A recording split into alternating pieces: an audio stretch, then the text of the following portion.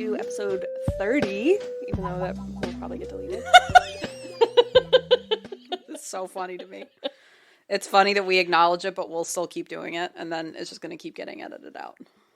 Eventually I'll win. Yeah. I'll break them down eventually. Yeah, eventually. We'll get there. Yeah, do we have any housekeeping things that you can think of? I don't think so. Okay. Yeah, nothing too crazy. Oh, you know what? Fuck. What? Congratulations to our giveaway winners. Oh my god, we suck. Fuck, it's the first time we've recorded since the giveaway happened. Well, the first time we successfully recorded since the giveaway happened. We did try another time, and it ultimately got to the point where we gave up. It's the first time that's happened. It is the first time that's happened, which is really honestly saying something. That's impressive. With, yeah. So, congrats to our first place winner, Liz. Yay! Super excited for you, and you won that special like sticker pack and the Calm Strips like deluxe sample pack, and you got a free month of Limbo Champion Patreon membership. So cool. Yeah. So if you want to join Liz in the Limbo Champion realm, every time we talk about Patreon, we make it sound more mystical. Yeah. So realm is good. Thank you. Yeah. Eventually I'll just have Sam Neill as Merlin Yeah. doing the intro for us. Sure, we can just have Sam Neill in general. Yeah. Why not? I'm sure he's Free. yeah. Although I think this is like Gene Hackman, where he's actually 90 and we just don't realize it yet. I'm pretty sure it was him. He was posting videos on the internet. I think it was on his Twitter. Ducks? Yes. Yeah. I forgot about that. Oh my god. It was Sam Neill. So while you do that, I'm going to look up how old Sam Neill is. Okay. Because now I want to know. If you want to join Liz in the Limbo Champion realm, you can go to patreon.com/thebarsankle-high, or the link in our Instagram bio has a link to that as well. And our second prize winner was Elise. Congratulations, Elise. Woo-hoo! You won this shout out and that same deluxe like sticker and Calm Strips sample pack that Liz won. Yay! You just made a face. Yeah, Is his age hidden from the internet? No, Oh. he's 75. Oh, okay. He was born in Ireland, but he's actually considered a New Zealand actor. Huh. Yeah, that's the that's why when you looked at me, that's the face I was making, because I was like, huh. So I wonder how old he was when he moved to New Zealand. Does it say, like, early life? Let's see. Or does he just currently He was live? also born Nigel John Dermot Neal. That is Irish. My goodness. That's Nigel. Yeah, he was born in Northern Ireland and then moved to Christchurch with his family in 1954. So he has, like, grown up in New Zealand. Oh, yeah, so he was probably, like, 9 when he moved? 54, 47, 7. Okay. Right? Yeah, 4, 3, 7. Yeah. Huh. It's interesting, though, because I don't think I'd peg his accent as a New Zealand accent. Yeah, I was just, like, totally surprised by it. Oh, he first took to calling himself Sam at school because there were several other students named Nigel. What a uniquely European and South Pacific problem. And because he felt the name Nigel was a little, how do you pronounce this? Effete? Effete? I guess. For a New Zealand playground? That's interesting. So he just named himself. But he could have gone by John or Dermot.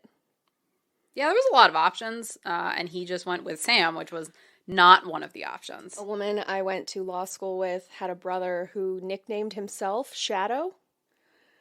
And,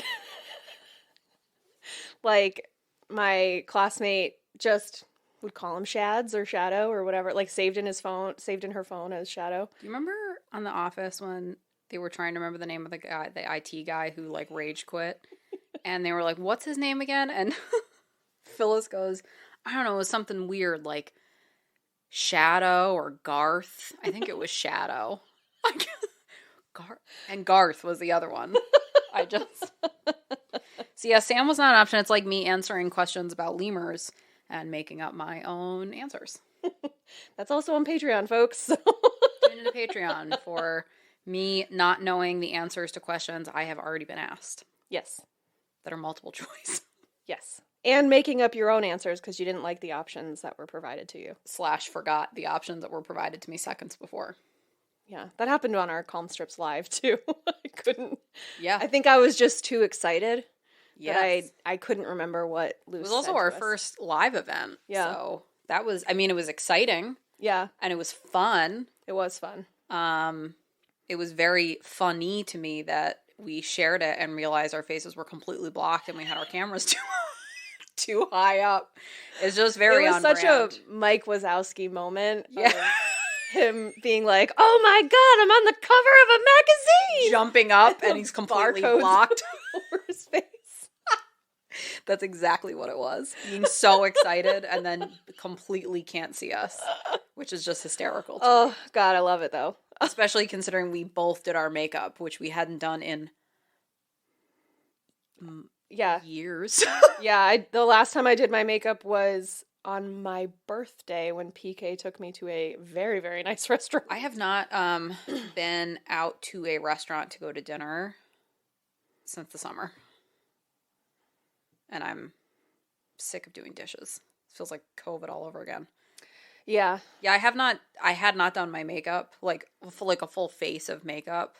Same. Since we had like professional photos done last April. So it had been almost a full calendar year without makeup on my face. And then nobody saw it. Because it immediately got blocked. Because we're bad at this. Yep. We definitely had that camera too high, and then we recorded an interview with somebody else, and our mics weren't working, and we recorded from the laptop, so it doesn't sound great. Yeah, that episode's already out, so you've heard us talk to Jamie. Yeah, that's true. Yeah, because this is coming out after that. Yeah. And the editing keeps getting delayed because every time our editor listens to it, he gets mad about how the audio sounds and gets mad he can't fix it. So yeah, which I'm perfectly fine with, as you could tell by our recorded intro to that episode where we said, whoops. It is what it is. Oh, well. Too late. I mean, I think I actually listened to it on my end of things at home this morning, and we really don't sound that bad to me. Yeah, I think our editor, we have somebody taking it way personally. Yes. He's that, and I took that personally. Yes. That Michael Jordan. Yes. Is it Michael Jordan Yeah. clip? Yeah. So yeah, he's having a hard time with that. But we had some difficulties, but we still did it. We did do it. And our faces weren't covered. If you're on Patreon, you have seen that video as well. That was posted for Limbo Champions. Did they see when I accidentally unplugged all of our cords? No. Okay. That was fun too. That was with her interview about. Oh, yeah. I attempted to fix our camera angle because, we had just gotten cut off and tripped over all of the wires and unplugged everything. Just for you, though. My mic was yeah, I unplugged everything having to do with me. After spending 2 hours troubleshooting and setting everything up. And we sure did. So, yet again,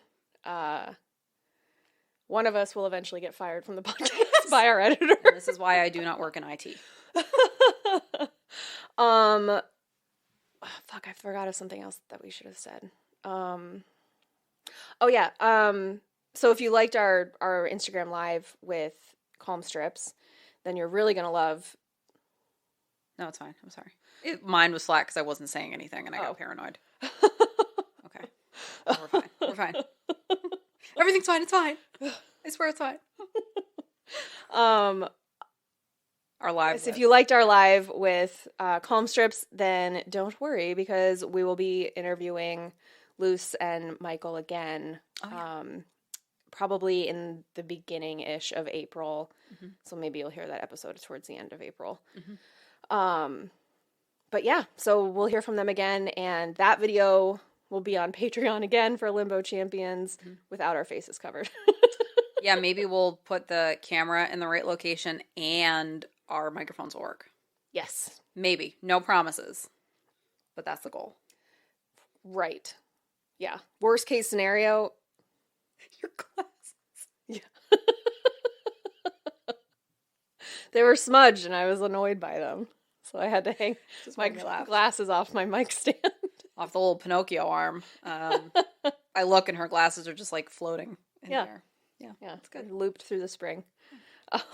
I'm sure I'll forget them and then be mad on Monday at work. Yeah. Oh yeah, and you're also hearing us. We did just eat lunch, but we also had to spend the week working from home because our building got flooded.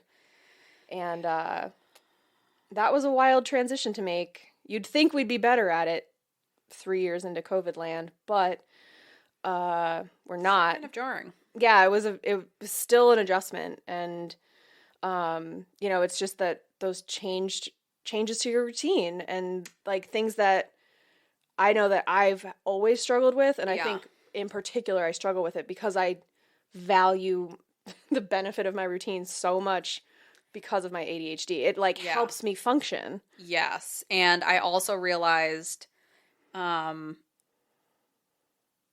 so I have like a hybrid schedule. So there's a couple days a week I'm home, few days a week I'm in the office, which is a really nice mix for me. And I am like a homebody by nature.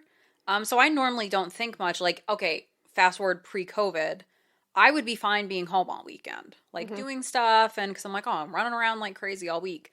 Now, I spent the entire week at home and was in a horrible mood last night. And my spouse was like, why? What's wrong? And then I realized, I was like, I haven't left the house. Yep. Aside from like, I ran to the post office in Stewart's, which, takes 10 minutes. Right. I was like, I have not talked to any people aside from the person who's renovating our bathroom.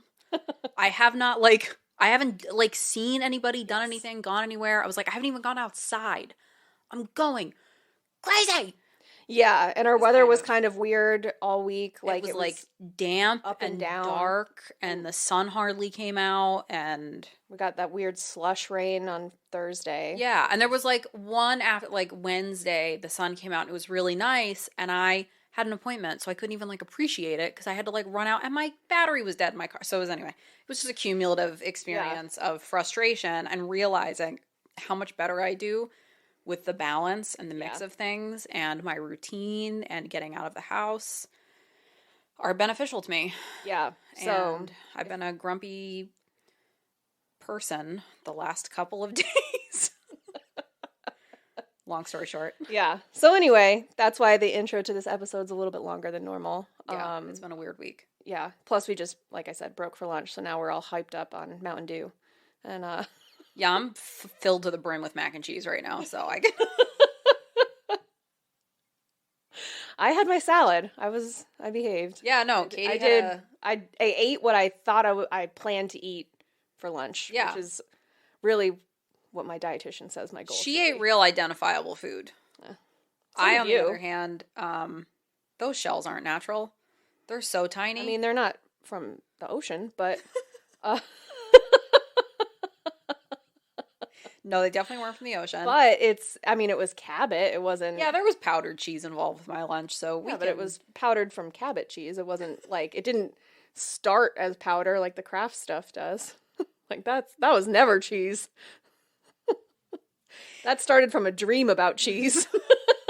I want something that tastes like cheese but isn't. Yeah. The story of Kraft. Yeah. So yeah, we just braked for lunch and Katie's ready to make me mad. Did you say we just prayed for lunch? Braked. Oh. Broke. Words. Who needs them? Tenses. I scrimped. Yes.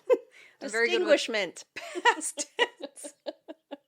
Past tense. Wordage. My cousin's going to send us a message about our words again. Yeah, she's gonna get mad. Hi, Kelly. Sorry. All right. So this is part 2 of our medical bias series, I guess. The Rage Diaries, I think, is also yeah, right. And this week I'm going to be discussing racial bias specifically, and then the second part of the episode will be about ADHD and medical bias. Okay.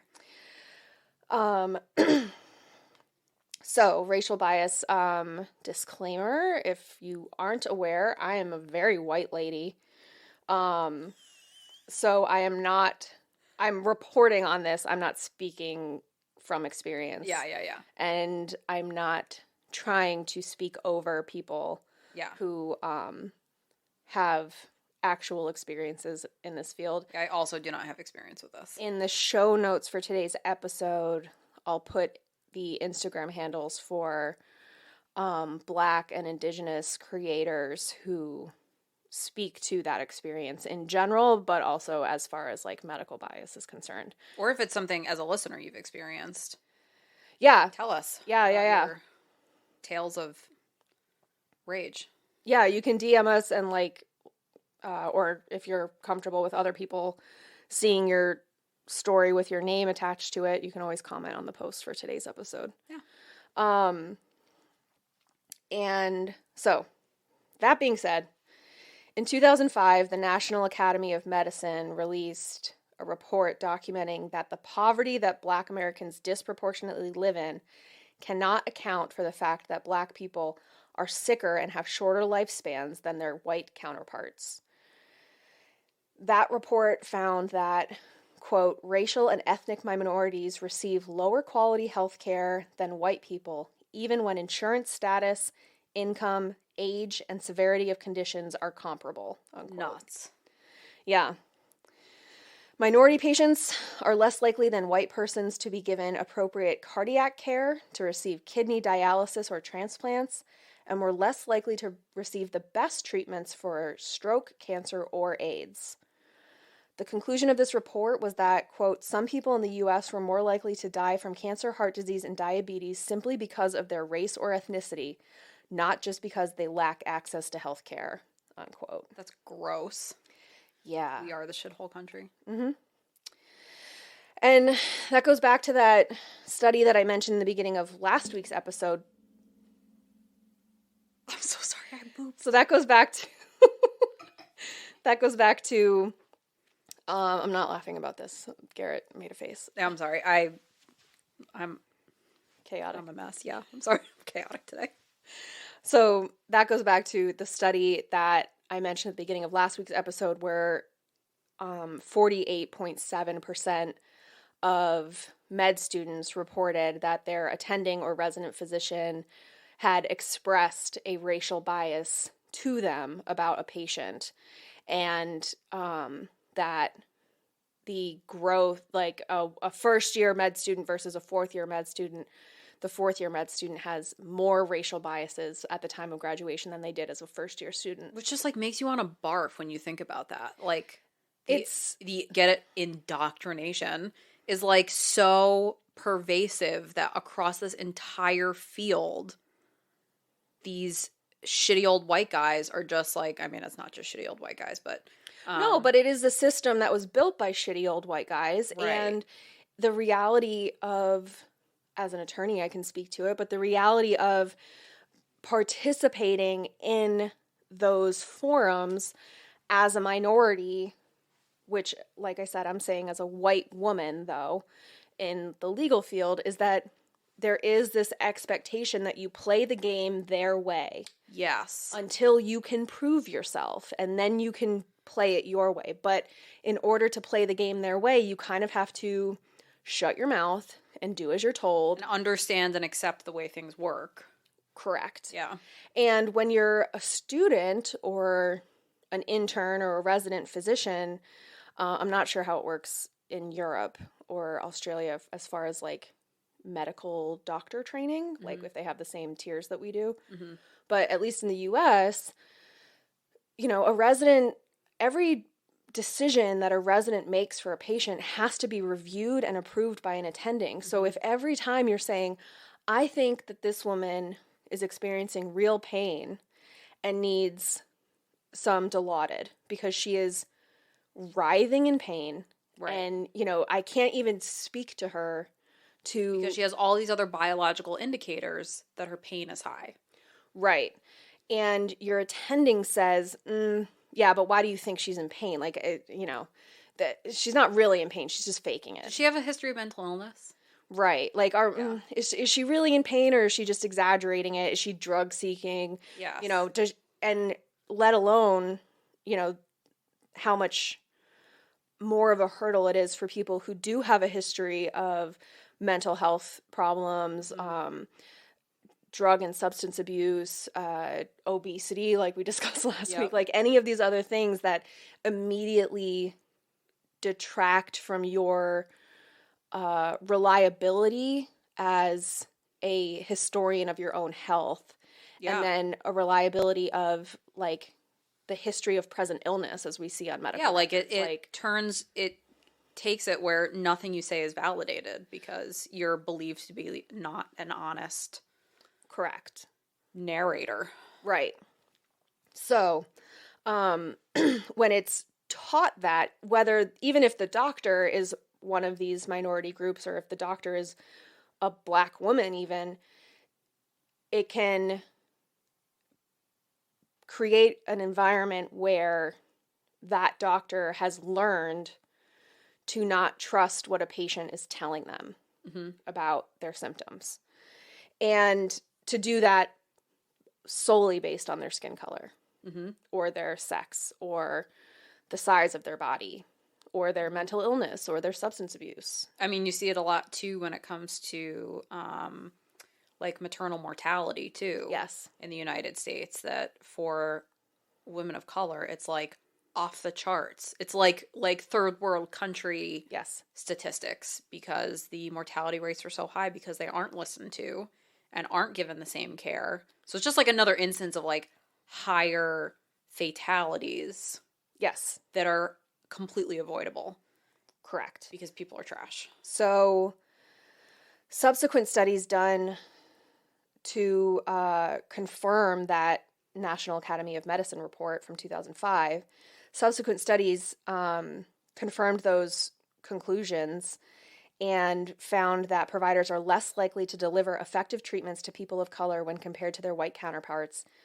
Again, after controlling for socioeconomic class, health behaviors, comorbidities, and access to health insurance and healthcare services. So even like any way they cut it, any way they try to control for these factors, there's still more negative outcomes for people of color. And like when you break that down too, looking at it in terms of, well, this is if their income is the same and they live in the same area where the facilities are the same. Correct. How many situations do you have where one of these big hospital groups is buying up a nonprofit hospital and closing it down or eliminating services in certain communities because their profit margin isn't high enough, even though they're nonprofit? So it's really gross when you think about it in terms of how many of these are saying, oh, well, we controlled for this, this, this, this, and this. And what about the situations when that's not controlled for, and these situations are so vastly different, how much worse it is when it's already bad in the situations where it's controlled for? Right. So anyway. Yeah, no, you're right. And it's that thing, it's almost like Guess Who, where you like tick down like, okay, nobody with glasses and nobody with white hair and this, and this. And even then, it's you're still ending up at the same conclusion. Right. Knock out 60% of them are going to die because they're just not going to be believed, or they're not going to be given the same treatment. I mean, I think especially including comorbidities as a control factor is critical to making doctors and making the medical industry believe that these reports are accurate. Because I think that happened with early COVID. Well, those people had cancer, or those people already had heart disease, or they already had COPD. The only people that are dying are the ones that are really sick. Exactly. So even controlling for that, then, it was only after they were like, no, we have enough data now that we can say, no, like healthy people are still dying, or healthy people are still getting long COVID. Yep. Marathoners are suddenly not able to walk a mile, let alone run anything. Yep. And so only then were those stories being believed, because there was always this kind of like out, Yeah. this, like side explanation, like, oh, if you want to use science, you It's better the same control. thing they did with the AIDS crisis. Yes. Where, it was, well, it's only gay men. Yeah. Well, it's only, Intravenous drug users. right. And the Black community was like so heavily impacted. So it's just like prove it to me. Yes. Prove it to me that it's impacting you. And I had another point that I was going to make about this because I was real fired up about it. They just changed I was just listening to a thing. They were talking about the blood donation guidelines and how they're just now getting to the point where they're eliminating gay and bisexual men from the list of like reasons you can't donate blood. Oh, the lifetime ban. Yeah. Which is like crazy dated. Which they've already gotten rid of that ban in Ireland, which is a actually Catholic country. Yeah. So like, which again, like, not that you'd think those go hand in hand, but I feel like for America, at least when I was in school, they like harped on the fact that there was no, state religion. And that was like the whole thing is that no, they, the Pilgrims came here because they were being persecuted. So there was not going to be a religion, no government religion, blah, blah, blah, Unless blah, you were a witch. Right. Or unless you were this, or unless you were, native, or unless you were, there's all these. But the reality of it is that they can say that they don't allow gay men to donate blood as a lifetime ban if they're a, quote, practicing homosexual, unquote, which is the wildest phrase. Yeah. But they can say that it's because of the AIDS crisis. But the reality is that they don't ban people who have a history of intravenous drug use. They don't ban people who have a history of sex work. They don't ban people who have a history, who just have unprotected sex. Yeah. Like, if you're just not using a condom, and they'll Which scream. apparently people don't do anymore. And I read that article and scrimped. What? They said the incidence of condom use is like very low right now among people that are like having multiple sexual partners. People just like aren't using condoms. Yeah, the face that you made is the face that I made when I read the article. I hate that in a big way. Yeah. Oh, gross. That was like a hard line for me when I was dating. PK, if you're listening, we can't break up now. This is it. I can't go out there again. Now you are stuck with me. Now we have to stay together. It was optional till now. I can't exist in a world where people aren't using condoms. Yeah, how gross is that? Oh my God. Ew. Yep.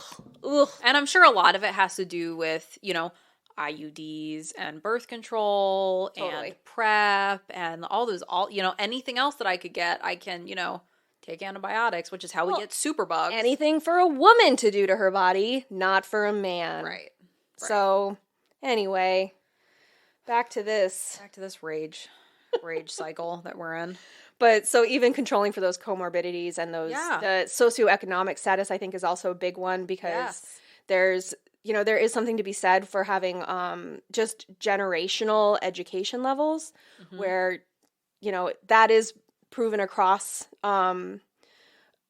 races and across ethnicities, that the more education you have, the more likely you are to go to the doctor, the more likely you are to get those things checked out and do preventative medicine. Or have access to get to a doctor. Right. And so even controlling for those items, and you're around people who also do those things. Right. So if you're always at the country club and Jeff is talking about his colonoscopy all the time, then, well, if, Jeff had his last month and this month it's Jerry's and, blah, blah, blah. So I love your white guy names, by the way. Greg is usually one of the ones I go for. One study of 400 hospitals found that Black patients with heart disease received older, cheaper, and more conservative treatments than their white counterparts. Fucking God.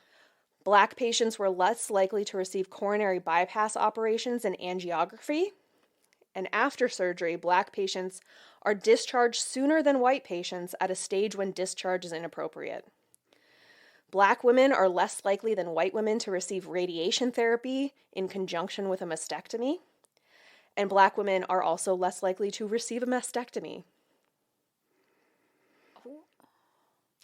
Yeah. I don't understand how in 2023 there aren't more things, 'cause I always feel like this about women's healthcare. Like, why is there not a standard of care that like is generally followed? Like a logic tree for so many things. Like, all right, well, the workup is always going to be this, this, this. Because we have health insurance companies that dictate what they will Right, and and how won't much pay they're going to for. reimburse, and oh my God, everything's bad. Yes. Black patients are also are more likely to receive less desirable treatments. For example, Black patients have their limbs amputated at higher rates. I mean, I don't think it's like willy-nilly. I think that there's Like, you broke your leg and we don't want to put a cast on it, so we're cutting it off. yeah, like very Civil War. Like, Jesus. Yeah, that's immediately what I thought of. Black patients with bipolar disorder are more likely to be treated with antipsychotics despite extensive evidence that those medications have long-term negative effects and are ineffective for treating bipolar. So there's that. Just let that marinate for a second. Yeah. God. Yeah. No, it's bad. You know it's bad, but when you hear the data, then it's like, Exactly. no, it's bad. Exactly. And there's no reason for it because there is a reason for it. It's racial bias, but like intellectually, there's no reason for it. Oh yeah. If 100%. if you're looking, especially I feel like in medicine, you're looking at this person as a patient. Just a human body. Right. You picture like those autopsy reports or something where it's just a figure. Mm-hmm. And there's like no facial features other than like the eyes go here and this is where like the I mouth wish is. that's how you could diagnose me, as like that operation game. So I'm just like a guy laying there with my organ silhouettes. And it's a Xerox picture of this like paper doll. Right. And there's no skin tone. The skin tone is the color of paper you printed on, not anything else. Right. But that's not the reality of it. It is bananas because the actual reality is that, especially medicinal health, other than like dermatology, it's all on the inside of your body where like once you peel the skin off, we're all the same. Like the body's exhibits, there was no difference between the different races. Right. Like the blood is going to be the same. Yes. I mean, like the vasculature is going to be the same. It's and also when you put it in terms of like you take an oath. Yes. When you're taking on this, it's a duty. Like it's not a job. Like it's a duty that you're taking on, that you're going to do like your best to save every person that comes to you. And there's no fucking exceptions to it, that unless you're fat, unless you're this, unless you're black, and you know what I mean? Yes. Trans, like there's no exceptions to that. Right. Which is just, and this isn't like to shit on all doctors. There are doctors who go to bat with insurance companies who advocate for their patients. Who join their patients and say like, I think that you need this treatment, so we're gonna fight for it. Right, like contact your insurance company and let me know what they need from me. I'll reach out to them too, and like this is something that you need. So this isn't to say that this is all doctors or all hospitals, but obviously, I mean, for every one of those, there's 50 that aren't that. Exactly. And it's clearly a pervasive enough issue. And let's be real, it takes just one. Yeah. It's your one aunt who was denied a mastectomy originally, given chemo, suffered through it, and then had a relapse of cancer, and then was allowed to have a mastectomy, but then wasn't offered reconstructive surgery or wasn't offered radiation with it, and then ultimately passed away. It's that one story. That recurrence was enough to take her out. It's just like... Right. And so it's just that one story in one family that gets passed on to 50 people, and all of a sudden it's like, don't fucking bother. Or you have bad health insurance that is not going to cover a second opinion. Right. So you go to one doctor or out of network, and that's it. Right. You can go to this one doctor, and this doctor happens to be somebody who is not going to take something seriously, not going to work something up. Or it's, even if you get a second opinion, maybe it's within the same practice, like with your PCOS. Yep. Every doctor, only one doctor was willing to do a procedure on you with lidocaine. Yeah. So out of everybody in that whole practice, which is, so what good is a second opinion if There's no... Or if they're the only group Right. in town. Exactly. And you can't get to I mean, there's just like so many... There's so many factors that go into it. And I mean, really, the in-network, out-of-network, I had to go see an ophthalmologist, and I had to go to some gross office that was like, it looked dirty. Yeah. Because it was the one that was in-network, and the one that I wanted to go to was out-of-network, and I was only going to get reimbursed for like $80. Yeah. What doctor appointment is going to be $80? Right. Literally none of them ever. You Right. can't even walk through the door without, $150 for an office visit. Yes. So it is, no one is really being set up for success. Right. Unless you have all of these socioeconomic factors, racial factors working in your favor, and you have good providers. Like, even with... like, you live somewhere like we do, where there's, a plethora of hospitals. a medical college. And, and we're 3 hours from New York City and 3 hours from Boston and 5 hours from Buffalo. Yep. And, like, we could get anywhere we needed to get Yes. to find the specialists that we need without really much of a problem. Yep. So in that, even locally, we're very lucky to live where we do. Because, like, realistically, I'm 30 minutes from, like, 7 different opinions on something if I needed it. Yeah. And even, like, in my situation where I have all of these things working to my benefit and good health insurance and good access to care and options, still had really bad experiences. Right. So, controlling for all of these things, Yes. like, it was still shit.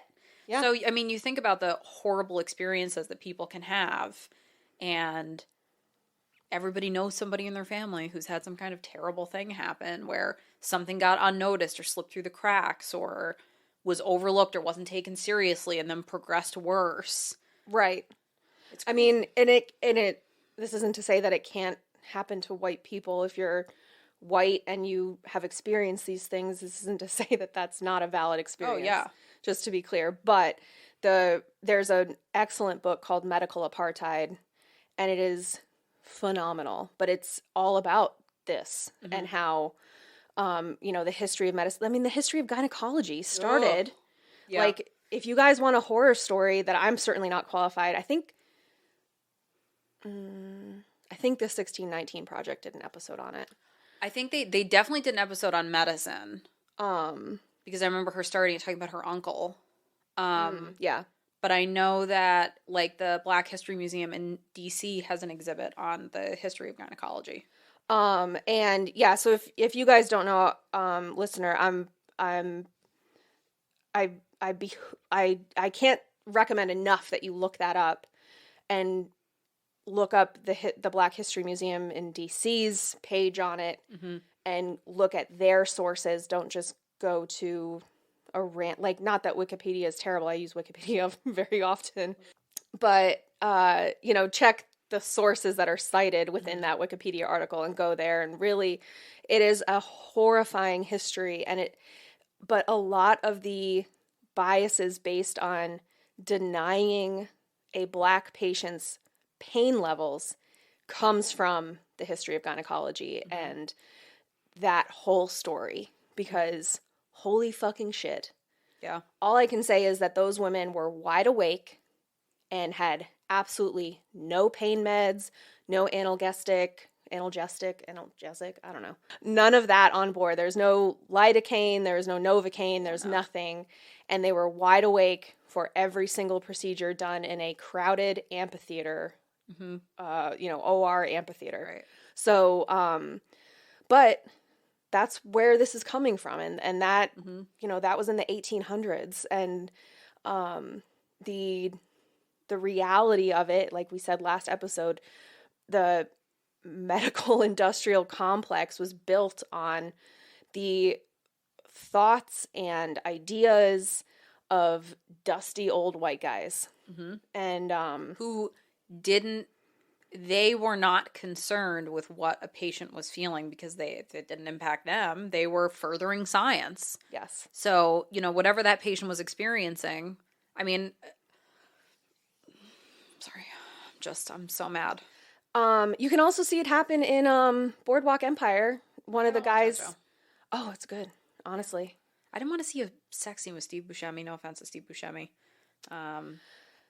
Like, I could use a show to dig into, so. It's a good one, honestly. I thought it was very well done, and I just Yeah. love that era. Like, I love the costumes. Yeah, because it's like, what, like Roaring Twenties, right? Oh, yeah. I'll have to check it out. Yeah, it's all during Prohibition. Yeah. And I think it maybe starts maybe right after the war. So maybe like 1918, Like Peaky 1919. Blinders, kind Yes. of, yeah. But there's a scene there where somebody has like syphilis or something and can't get an erection. And it's a white guy. And he goes to the doctor, and the doctor pulls out this fucking needle. Holy shit. And like goes to jam it in the guy's ween, and basically Up the ween? I think Oh. like basically was like, this is how you fix it. And the guy was like, nuh-uh. That can't possibly be the answer.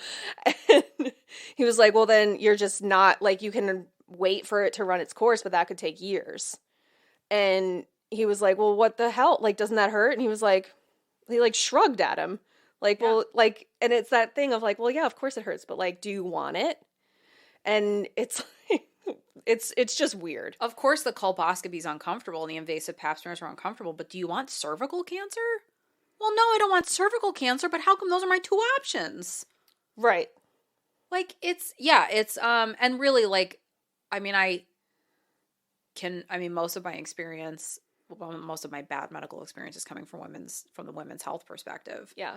And I don't feel like things have really progressed very far. Like, I was having a conversation with my grandmother who was saying how they didn't have pain medication when she was having her 5 deliveries. Like, I mean, that's not that long ago. well, and if you watch The Crown? No, I don't watch The Crown either. Oh.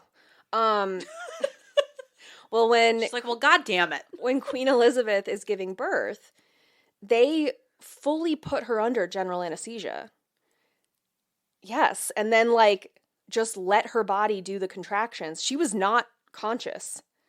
She was woken up afterwards and then like presented a baby With a golden crown on.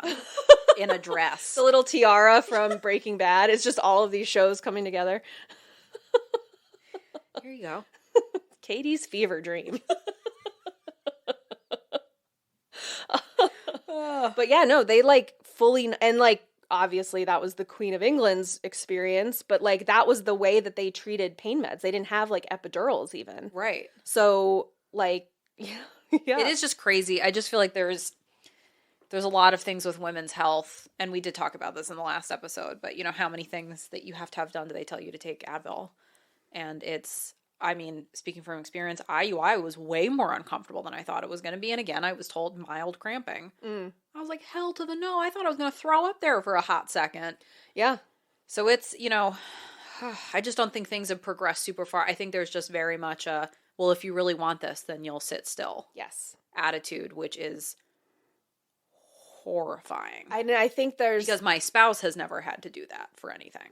And I think, especially when it comes to women's fertility, there is a tendency to, I mean, even, you know, when you are pregnant, you're like, well, you know, you think you're tired now.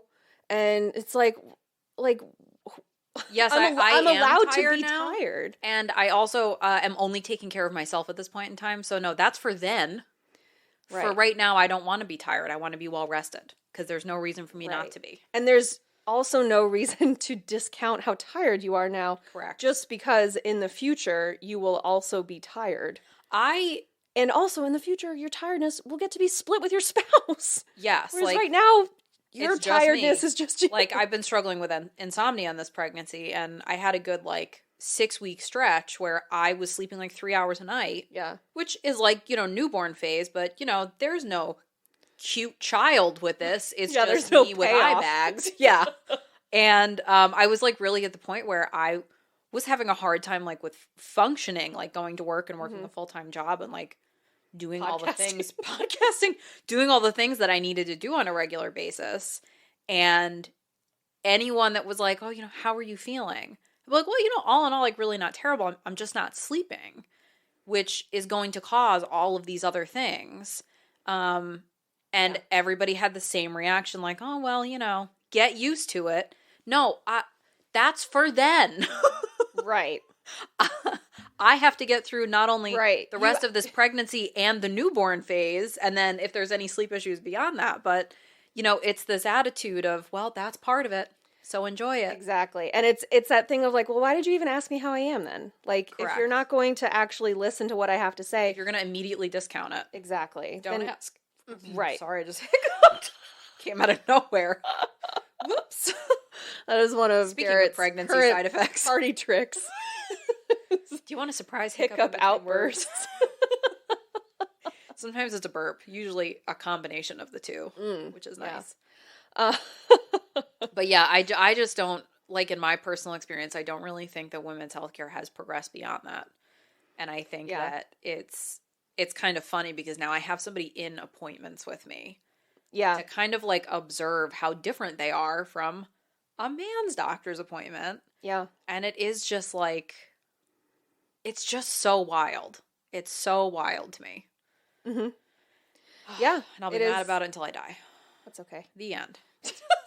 Sorry, go ahead. So back to my notes. Yeah, sorry. Doctors who took an implicit association test, IAT, which revealed they harbor pro-white implicit biases, were found to be more likely to prescribe pain medications to white patients over black patients.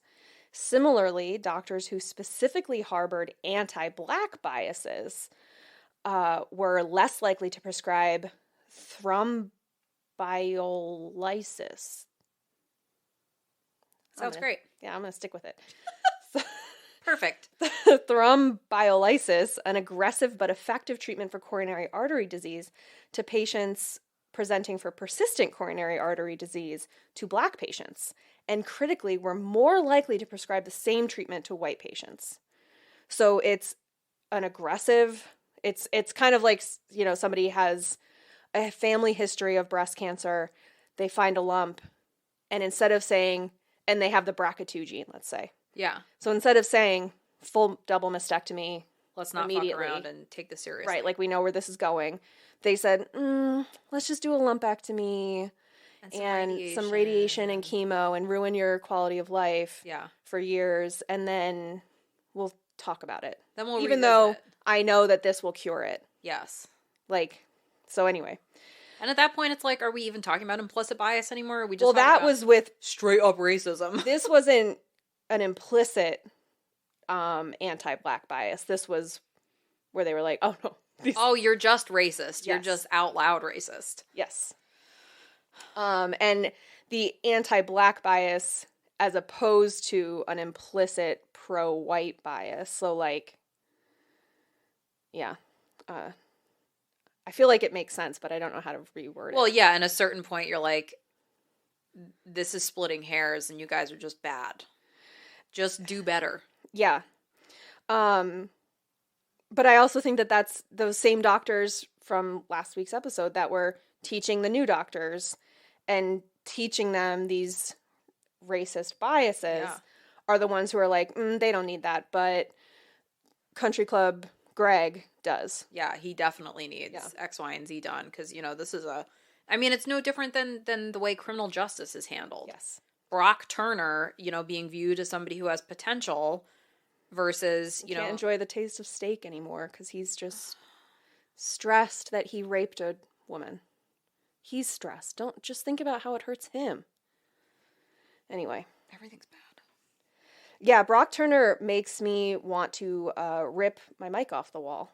It's also really important that we understand that racial biases exhibited by providers are reinforced and exist within the U.S. healthcare system, which is structured to discriminate against patients who rely on public health insurance over private health insurance. Mm-hmm. So obviously this really only applies to the U.S. because we're the only our extremely limited Western public nation with this system. problem. But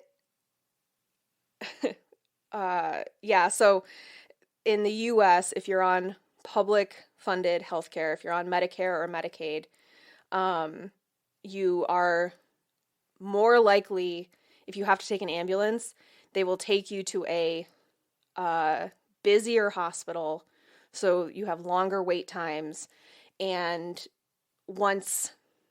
potentially, once the providers know that you are a Medicaid patient, their treatments for you become more conservative because Medicaid doesn't pay for things. And the doctors are employed by the hospital. Mm-hmm. The hospital has to make money somehow, even if it's a alleged not-for-profit. Mm-hmm. They still have to operate in the black. Mm-hmm. And that's how they can buy new MRIs and the robotic surgical thingies and improve their pediatric wing. Which they're only going to put, because a lot of these hospitals are owned by groups, they're only going to put in certain hospitals. Right. They're not going to put it in the community hospital. They're going to, in fact, eliminate services from the community hospital, condense things to the other hospital, right, turn it into a skeleton, and then close it eventually because it's not profitable enough.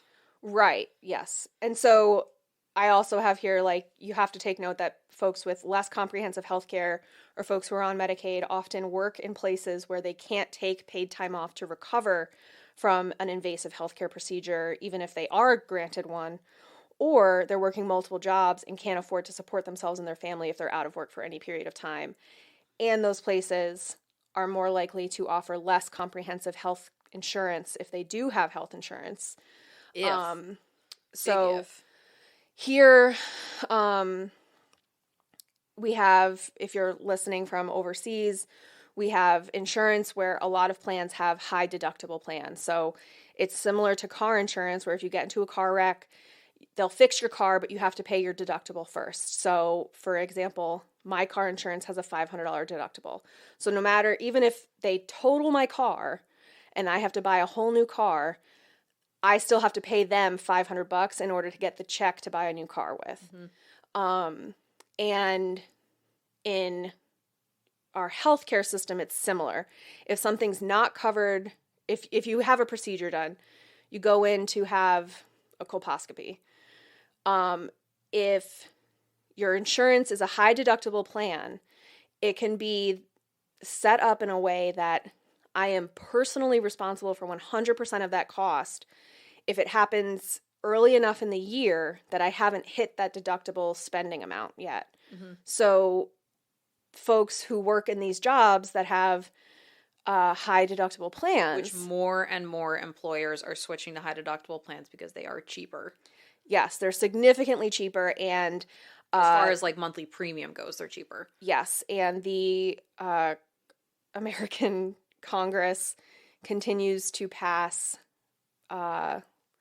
bills that reduce the Obamacare era requirements that had minimum insurance requirements set in place for the first time ever. Mm-hmm. So now that those are getting chipped away, employers can offer less comprehensive health care to their employees and have no penalty for it. Right, because that's always the argument for regulation, is if you keep lowering the bar, or if there's no bar, they're going to give you the least amount possible. Correct. So if it's cheaper for them and it's legal for them to offer these skeleton plans, that's exactly what they're going to do. So if you get injured in some way, or you have to go have a surgery that's surprising, and you're out of your deductible is $10,000. Right. You're paying if the surgery's $20,000, you're paying that first $10,000. Yes. And then there can be a co-insurance rate after that. Yes. And if that's 80%, then you have to pay 20% of the other $10,000 that was due. So it's just it's so backwards. Yes. From an industry that's supposed to be structured around preventative care. Yes. And people getting treatments for things, it's set up the complete opposite. It's like a deterrent for people. Exactly. And that's just looking at the financial side of things. Right. Not looking at those historical experiences that we've been talking about this whole time. So I just wanted to put that in there that, even regardless of skin color, if you're working and living in a situation that is already putting you at a disadvantage to participate in the healthcare program in the US, then you're already at the bottom of a hill, and the rock you have to push up that hill and just to get to the baseline that I'm standing at with my great health insurance and white skin is like 50 times bigger. It's Sisyphusian. Mm-hmm. So good luck to our transcription on YouTube with that one.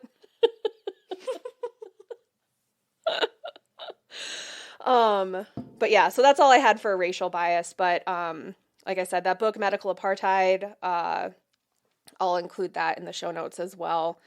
All of our sources for this week and last week's episode are in last week's show notes. But this week we'll have those Instagram accounts. Yeah.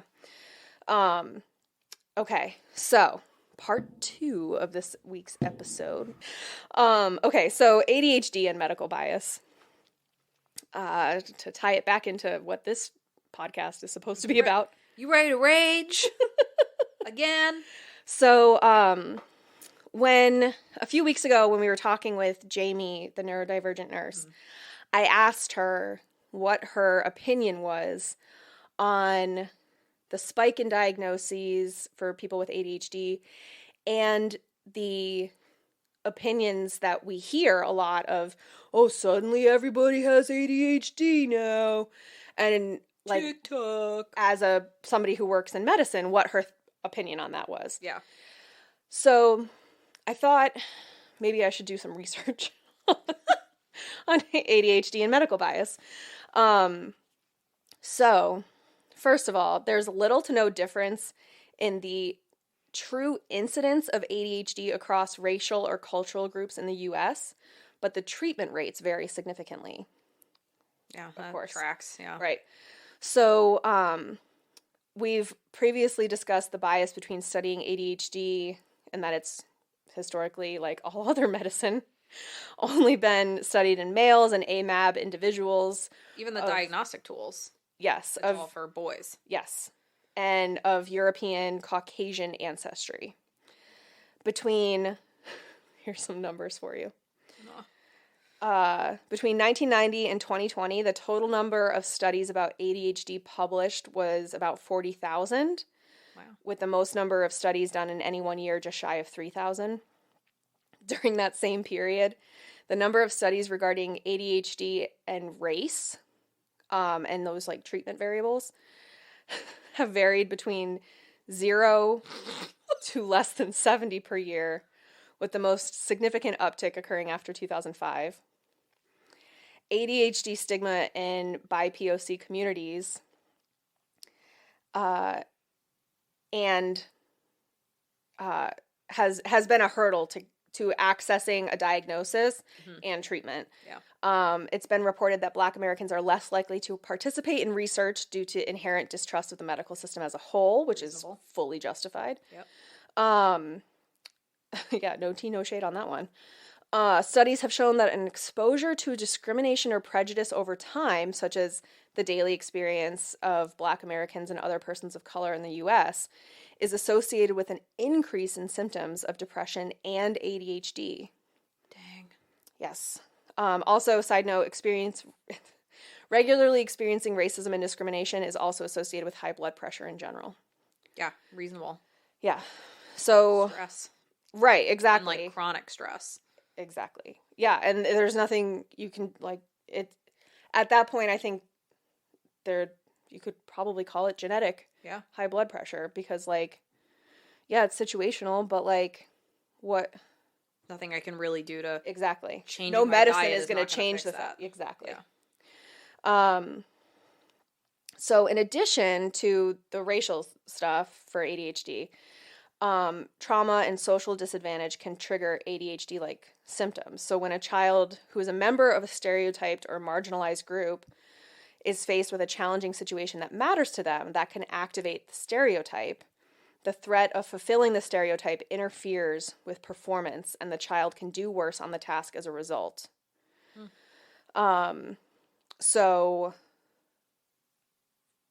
for example, a Asian child is called to the front of the class to perform a math problem, but they don't want to be made fun of for being good at math. So they're going to, like, the threat of being made fun of for being good at math, or even just answering the problem correctly, which could be just a simple second grade math problem, will interfere with their performance on that task, so they can get the wrong answer, and then they'll act out and feel hyper and have these anxiety reactions because they're having a fight or flight reaction in their brain to the fear of being made fun of for engaging in perpetuating a stereotype and everything that goes along with it. That makes sense. Children with ADHD are more likely to be harmed when exposed to trauma because we're less resilient. Oh. I know. And Black and Indigenous persons of color children are overall exposed to more social adversity than white children on average. So then if they have ADHD, those symptoms are then being compounded all the time.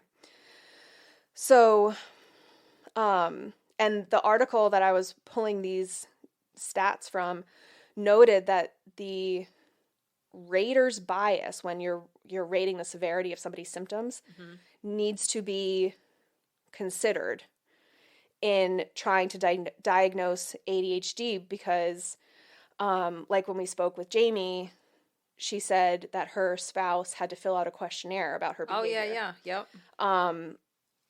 This noted that Black parents often rate their children higher on the ADHD symptom scale than white parents, but it was not clear as to whether or not that had to do with parent tolerance, different child behaviors, or other factors like racial issues and additional trauma that these Black children are dealing with that is just heightening their symptoms. And so the article recommended including that rater's bias, and I don't know how they intend to kind of like equalize that, but I guess theoretically, like, a parent's take on their child's behavior is just one aspect of the diagnosing. Yeah. So I guess you could kind of like average that out with like what the teachers are saying, what the like doctors a weighted, are saying, and like a curve. Yeah. But like I said, even though ADHD occurs with the same frequency across all cultures and skin colors, it's oftentimes not identified as often in Black children, which is likely the result of both under-identification in the Black community and over-identification in the white community. Also, the diagnostic process itself is complicated by race and stereotypes. Black children are more likely to be diagnosed with a conduct disorder if you were labeled as a bad kid. Exactly. And the interventions for those diagnoses are significantly different than ADHD diagnoses. Right, they're punitive. They're not... Exactly. Therapeutic. Yeah, thank you. So... Words. What to look for in a clinician, if you're looking for a diagnosis or just a doctor in general to like handle whatever. Find a clinician who is mindful of race-specific norms. So if you have a cultural expectation in your family that you, as a child, you sit still at dinner or whatever, make sure that your clinician is aware of those expectations, or that you have long religious services you're supposed to sit through, or your kid is expected to sit through, and what those expectations are, so that they can be aware of what if you're expecting your kid who's 7 to sit through a 3-hour service, that might just be unreasonable on its face, not necessarily their inability to do that being a sign of ADHD, for example. And like a metric that you're shooting for. Right. Like, we had trouble with this 6 months ago, but now you're doing better with this, and, you've got this type of ability to... Right, and they can understand why that's important to you without judging, which is also critical. So ask your doctor how they handle their own implicit biases and how they work with others' implicit biases in coordinating care for your child. That's a tough one to ask a provider. Oh, I would like shart in my pants hard. Like I'd need my partner with me. I get bullied and go, okay, sorry, I wasn't doing better. So I certainly would not be. I would have to wear a turtleneck so that like you couldn't see the hives breaking out of my chest. Yeah. I would also have to turn and face the corner when I did it, and also be in a separate room, and also be at home. Oh my God. And ask your doctor how often they diagnose conduct disorders over learning disabilities in children of color, and ask why they find a conduct disorder as the problem and not a learning disability like ADHD, dyslexia, dyscalculia, or ASD. Which I feel like some of these, would be more effective if you were asking conversationally. You know, where you're having this give and take, and it's, you know, how often are you seeing that? I mean, are you really seeing that many more kids with a conduct disorder than attention deficit? Yeah, like almost like not in the exam room, but like a consultation where you're like, you know, how often are you seeing, you know, oh, I read an article that there's been an uptick in ADHD. Are you seeing an uptick in all diagnoses? Mm-hmm. And what have you found that you've been diagnosing more of than you did when you first started practicing medicine or something? Right. You could probably come at it. I was doing some reading, and I know there tends to be an issue, you know, conflating. Or even say, disorder. Like, my concern is that my kid's going to be diagnosed with a conduct disorder and treated like a criminal rather than treated like somebody with a learning disability who needs additional attention or accommodations at school. Yeah. And just come out and say, like, this is my concern. How often are you diagnosing conduct disorders over ADHD or dyscalculia? Yeah. And, like, because this is my concern. And I think if you're, I don't know, I'm saying it again as a white lady. I'll come at it as like I'm arguing an appeal at the Supreme Court. I was just going to say, Katie's approaching this definitely as an attorney. Again, I would get bullied. I have my facts. I'm right. I get bullied by a medical professional and then apologize to them. Which, like, I can advocate for myself in all of these other areas of my life. I go into a medical setting and I'm like, oh, okay. Which I think is a really normal reaction. Yeah. I think that, like, to the extent that both of our moms are nurses, we have a little bit of a leg up because we're used to hearing certain terminology, but there is like... Or I have somebody who can kind of set an expectation of what to expect, you know, before going in. But I can't. Absolutely can't. Yeah. And I think, you know, that's more normal than me being aggressive about it and putting on my lawyer hat to be like, you tell me what I can handle the truth. I was just gonna quote that. Yeah, Katie's definitely prepping for like a cross-examination when she goes into this. Just cross-examine your doctor and then ask them why they're being hostile towards you afterwards. Yes, and then ask them why they won't listen to you. Doctors love being questioned by attorneys. Doctors love being questioned in general. So I did find one article that said there's inconclusive conclusions across multiple studies regarding whether ADHD criteria equally applies to all, meaning we need more studies that are specifically designed to assess these issues and control for race and ethnicity of participants, and which control for the diagnosis and ignore the participants' races to increase the breadth of data. So we need both. Oh, yeah. We need to fully ignore, and I would argue also the sex of the participants. Yeah, for sure. That's what I was going to say. Yeah, and also make sure that we're noting that in a separate study and like bifurcate those studies, have that data, and do it a lot so that we can really get a full picture. Because right now we're really playing with half a deck. We have so much data on white guys with ADHD who are diagnosed as children. Yep, because they were hyperactive. Exactly. Because they couldn't sit still. The end. Yep. And then we medicated them and they were perfect. Right. Um, and as we've also discussed several times, ADHD presents differently in young girls than it does in young boys. And ADHD can overlap with symptoms of other conditions. For example, feeling distracted and having trouble focusing can be a sign of depression or anxiety. Sleep disturbances are common across a variety of mental health issues, including depression, anxiety, bipolar disorder, and sleep disorders like insomnia and obstructive sleep apnea. Restlessness and fidgeting can be a way that somebody copes with anxiety and overstimulation. See also calm strips. Also our stimming episode. Yeah, promo code Limbo20. But the cruel reality of mental health is that so often it's a process of trial and error. Yeah. And really with any kind of therapeutic treatment. Yes. Yeah. And the real question comes down to what you're doing with the information that the diagnosis offers you. So if you're being treated for anxiety or depression, either with therapy or medication or both, and those interventions are not working for you, it's critical that you discuss that with your providers. There are some medical providers who simply refuse to diagnose certain conditions, and in my opinion, that in that case, it is fair to ask that provider if your medical needs have exceeded the limits of their expertise, and if so, can they provide you with the necessary file transfer forms?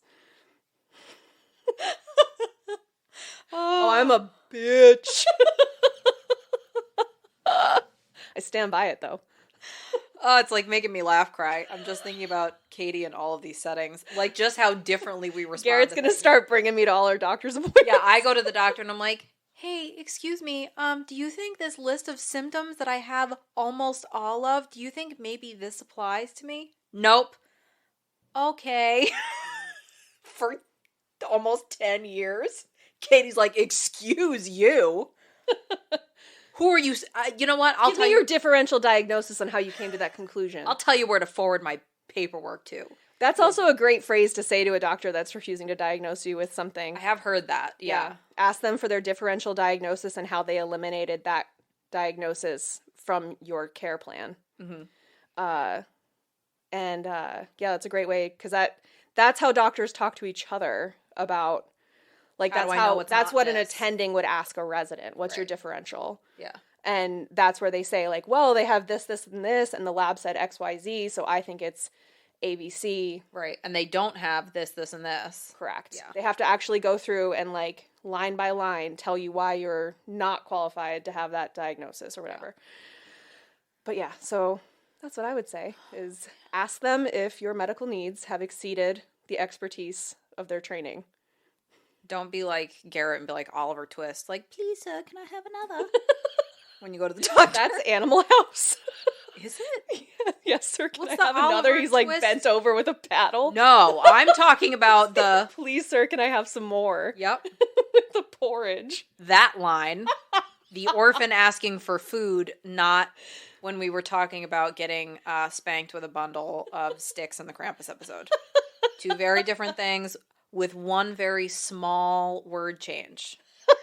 Critical word change. Yeah, so don't be like me. Don't be like Animal House when you go to the doctor. And also, don't be like Oliver Twist when you go to the doctor. Yeah, be Elle Woods. Yeah, be Katie when you go to the doctor. Not Garet. I mean, I'm working on it, but it's a work in progress. Well, and I said here, like, as we discussed in our episode with Jamie, you're always, always, always, always allowed to ask for a second opinion. Yeah. Also bad with that. That can include just finding a doctor or therapist that you just really click with and feel comfortable with, and who is actually challenging you, if especially for therapists, someone who's actually, like, challenging you on things that you need to work on and is calling you out if you're not being honest or actually making progress and asking you, you know, why didn't you do that thing we said you were going to work on? Like, what's the reason? I didn't wanna. And consider bringing a trusted friend or loved one with you to your appointments so you can feel supported and have someone there who can help you to remember everything that the doctor said to you, especially if you get overwhelmed easily. Yeah, so just send an email to thebarsanklehi@gmail.com and ask Katie for her availability for your next doctor's appointment. Because I am incapable of doing any of these things. It's like the super aggressive body doubling. It's less body doubling and more like body guarding. Yeah. I don't know why, like, I mean, I have a black belt. I played rugby. Like, why would I do those things if not to be an ominous If not to figure. shoulder check a physician in the exam room. Also, if the National Alliance of Mental Illness has resources and ways to get involved if you want to expand access to mental health services and work to stymie the proliferation of medical bias. And for more info on that, you can head over to nami.org. And I took a little trip over to our old friend chad.org. And I found this article. Oh, Chad. I found this article called by Dr. Margaret Sibley, PhD, titled "The Myth of ADHD Overdiagnosis. ADHD is not overdiagnosed, but it may often be misdiagnosed," from Attention Magazine in 2021. And in this article, she noted that children with ADHD were finally included in special education services under the U.S. Individuals with Disabilities in Education Act in 1991. Yeah, it was super late. Although ADHD wasn't in the dictionary until 1987, so. That's true. An increase in pharmaceutical marketing for ADHD medication led more parents to seek diagnosis for their children around that time because insurance will not pay for the medication without a diagnosis. And as long ago as the 1990s, researchers acknowledged that most children with ADHD do not grow out of their symptoms, creating a need for medical professionals to learn how to detect and diagnose ADHD in teenagers and adults. Welcome to the Bars Ankle High. The adult ADHD resource. Yeah, we'll like splice this episode and just create a new trailer for it. Yeah. Jesus Christ. You don't grow out of it. Oh, you don't say. Maybe you didn't even know you had it until you were an adult. Mm-hmm. Again, welcome to the Bars Ankle. Yeah. It's you talking to the corner. Yeah. Yelling in the corner, raging all by myself. A formal ADHD diagnosis in the U.S. is still limited by the final metric being whether your symptoms are actually causing a, quote, major, unquote, issue for the patient in their daily life. What if it just causes 10,000 minor issues? Well, for me, it had to be a significant... So the Sibley article notes that ADHD is a spectrum. Mm-hmm. But also noted that this impairment rule, as it's called, which when I was diagnosed, I had to describe to my doctor that the impairment affected 2 areas of my life. So of the 3 areas, home, work, and personal life, mm-hmm. I had to describe how it affected 2 of my areas. All of it. Right. And I was like, well, my home's a fucking mess constantly, and I hate it, and I get, like, overwhelmed when it's messy. And then I get anxious. But still can't clean it. Yeah. Every one of the time. Yeah. And my work is the reason I'm here, because I was making these mistakes and pushing up against deadlines, and it just wasn't working. So, but I had to have that significant impairment in 2 areas of my life to quote unquote qualify for a diagnosis. So this article by Dr. Sibley was like applauding this impairment rule as a means to avoid overdiagnosis. And in my opinion, I feel like you can't call ADHD a spectrum and applaud the impairment rule that bars diagnosis from people. That's why I'm saying, like, what if it's not major issues? What if it's just a shit ton of little issues? Exactly. And that was I was like, if ADHD is a spectrum, I don't see how an ADHD diagnosis, even if you may not require medication for it to assist you in your daily life, having that diagnosis, how that would hinder you. Right. And I also think about, like, I guess the degree of masking and like how many things I did to work around it. Yes. So it was harder for me to recognize an adult because I had spent the last 20 years finding workarounds for myself that were so ingrained Yes. that I didn't even realize we're still having conversations about stuff and I'm like, oh shit, I didn't realize I was doing that because of this. Well, and imagine being able, like, so you were like, I just want to go to therapy. I'm feeling kind of stressed. Yeah. Imagine being able to say to your therapist, I have ADHD. It's not super crazy. Like, I'm not on medication for it. Yeah. But I've been diagnosed with ADHD and, like, the end. And at least then your therapist has that context. Yep. So they're not suggesting things to you that don't work for neurodivergent people. Like, that's the whole point. The whole fucking point of this podcast is that things that work for neurotypical people don't work for us. And that's okay.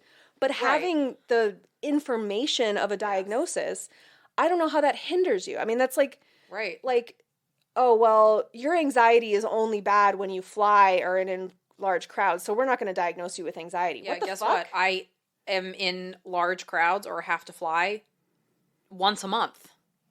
That is a problem for me. Right. Yeah, no, there's definitely... And after COVID, fuck, the grocery store is a large crowd at this point. I mean, COVID, it was so bad. I was watching shows where people in a crowd, and I was like, oh my god, everybody's so close together. Yeah. Everybody's touching each other, breathing the same space. So yeah, it's definitely, it is a little frustrating when you think about it definitely being a spectrum.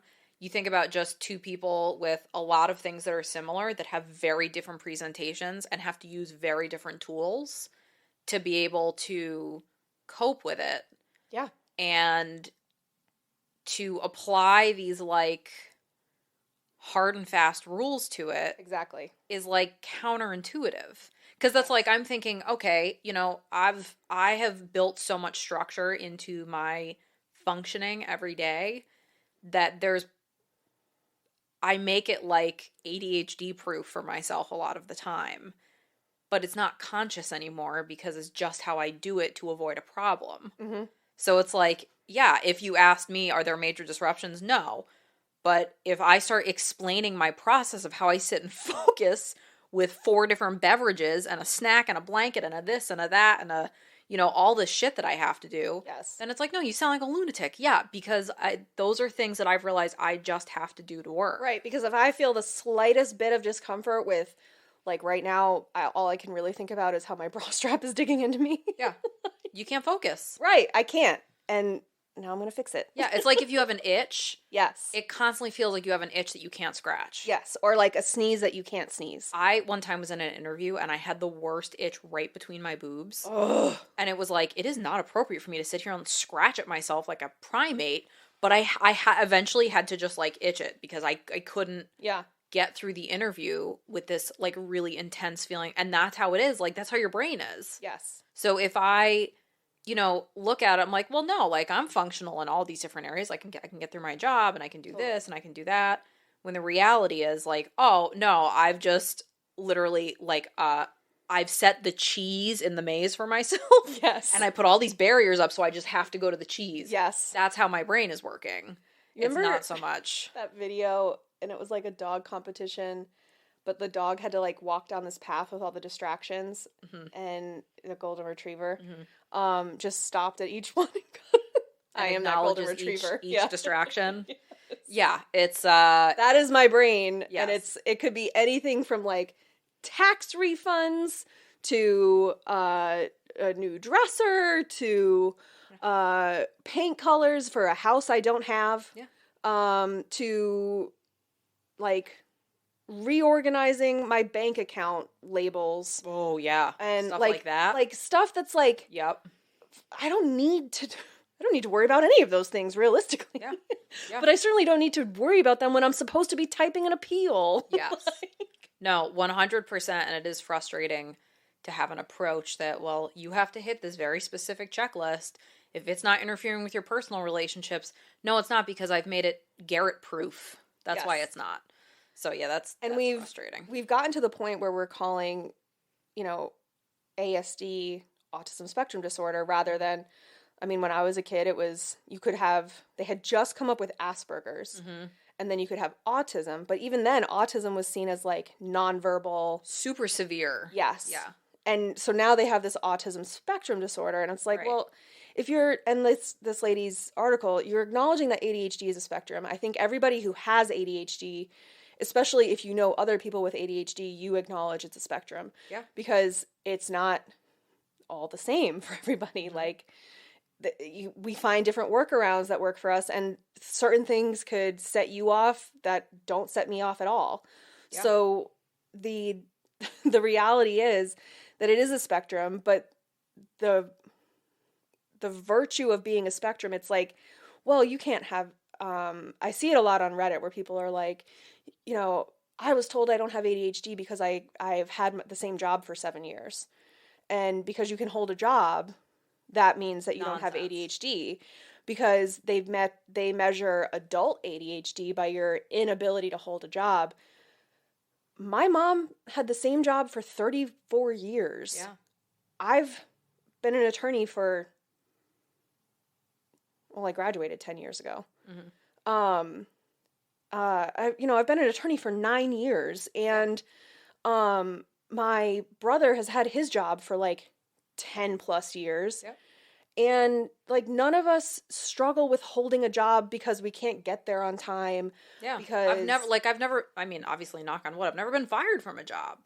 Yeah. So like, I do hear, like, when I read, even when we were researching this podcast, I'm reading some of this stuff and I'm like, this doesn't. Yeah. That's why when we divided up the list of symptoms, I was like, that doesn't apply to me. I don't have a problem with it. Yes. I'm good at planning. I can plan. That's my problem. I get so caught up in the planning that I struggle with some of the other parts. So it's like, yeah, I can't, I have a hard time with sometimes the metrics that are used for things, because it's like, no, this is I think all mental health is a spectrum, and no, this is not a black and white thing. Like, it is literally all gray. Yes. Like, I came home the other day, my spouse had it, like, there was 6 things happening at the same time. Like, the dog bowls were out, but he got distracted in the middle of feeding the dogs. The dogs are barking. And then he had something else that was out that he had started doing, but then he got pulled in.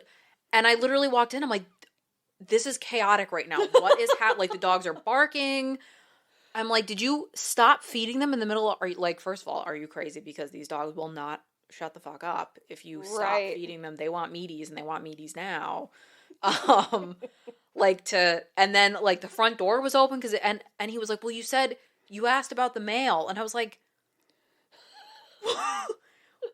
yes, I asked. That when he paid our subscription to that thing and didn't tell either of us? Yes.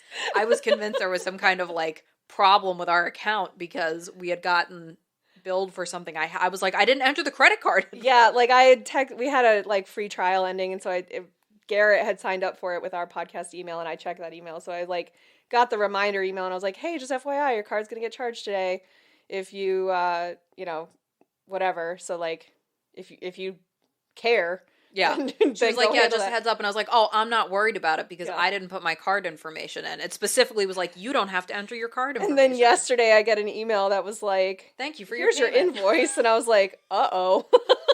Garet entered her card information and forgot.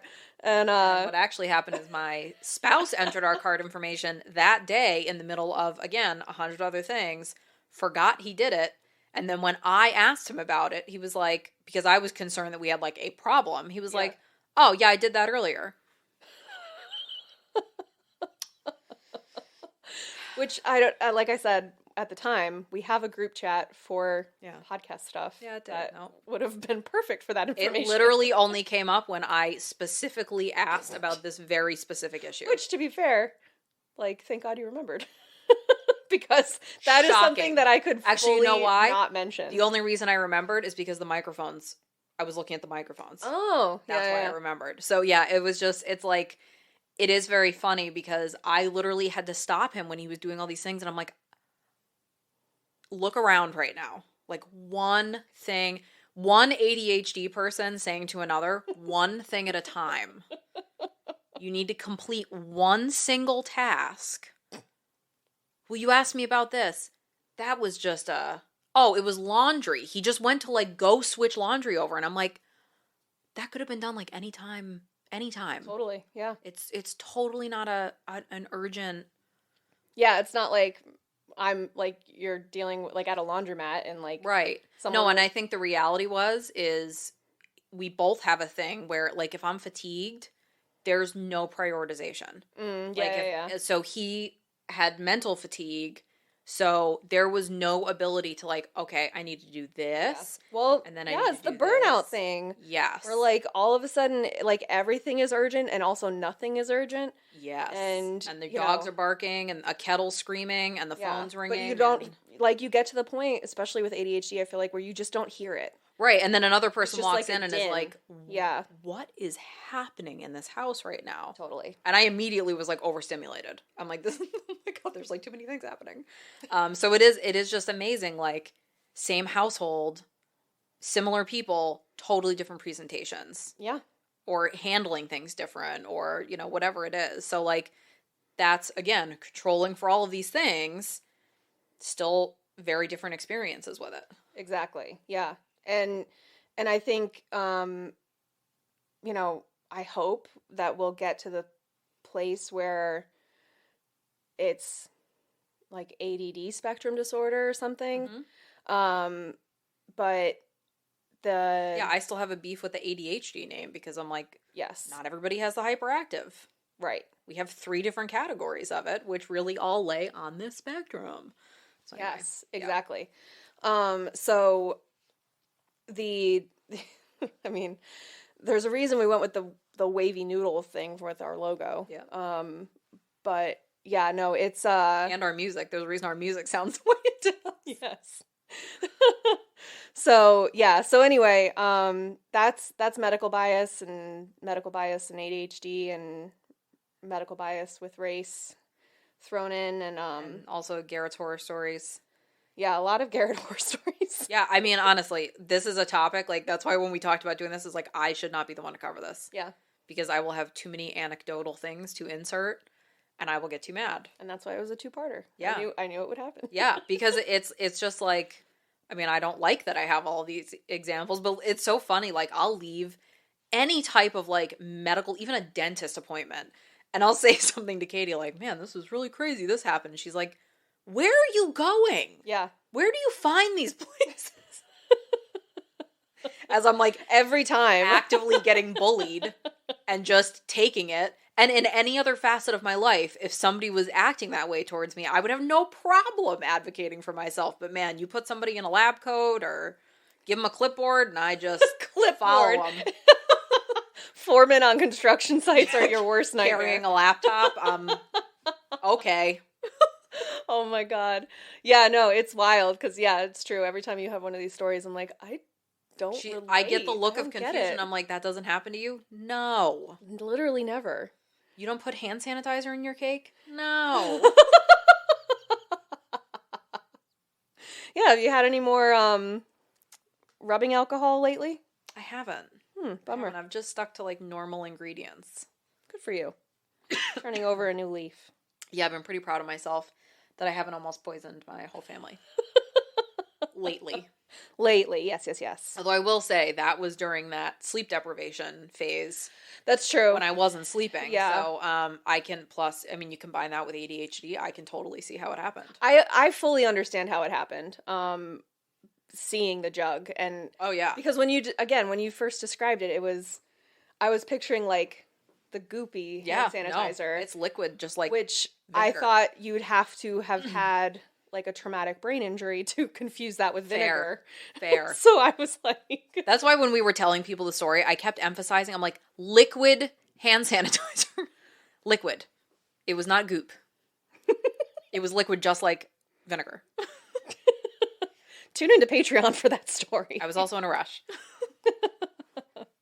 Yeah, that's a doozy. It was a good one. It was a very solid. That might be one that we share, like, around the holidays. That'd be a good one. Like, when we're taking time off, that would be a good one to share, because that's a funny one. Yeah, because surely there will be an update once, what are we calling it this week?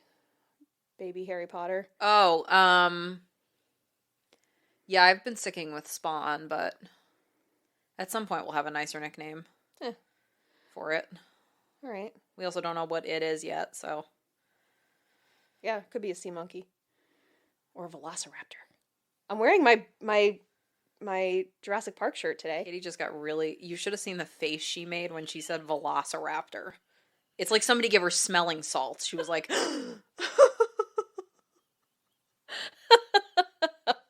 or like on Game of Thrones where she just gives birth to a dragon. Yeah. Maybe Low that's key. it. Yeah. Yeah, maybe. Yeah. Maybe I'll just hatch an egg at the end. There you go. You'll have a Hatchimal. Baby Hatchimal.